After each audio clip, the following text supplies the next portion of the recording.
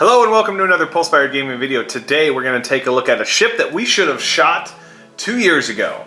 The Vindicator class heavy cruiser and the Immobilizer 418 class cruiser for Star Wars Armada. This is a homebrew ship that we have had on our tabletop for several years. It was designed by Onil Creations. It was released for free on their Thingiverse page, and you can download this and print these yourself. If you want 3D prints though, that's why we're here to show off these two fantastic ships. But first, let's talk a little lore. The Vindicator class heavy cruiser was a 600 meter long heavy cruiser designed for the Imperial Navy. It was intended for use in situations where the Imperial class Star Destroyers were unavailable and smaller ships were not powerful enough. The ship was designed by Sinar Fleet Systems, the same company that designed and produced the TIE Fighter for the Galactic Empire.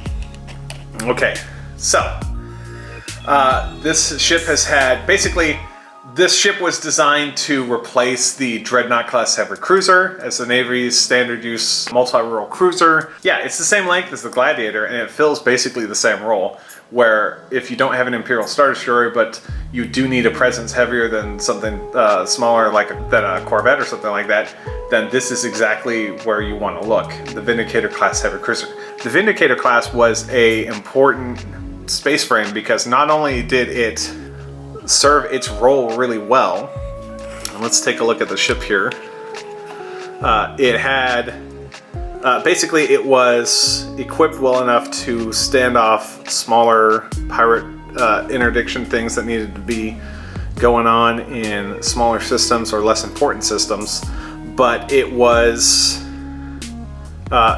such a good space frame that when it came to the Empire trying to counter the when it came to the Empire trying to counter the way that the Alliance Destroyer the Republic, the rebels, chose to fight, it was chosen to become be redeveloped as the Interdictor class cruiser. Now, this is not the one that you see in Star Wars Rebels.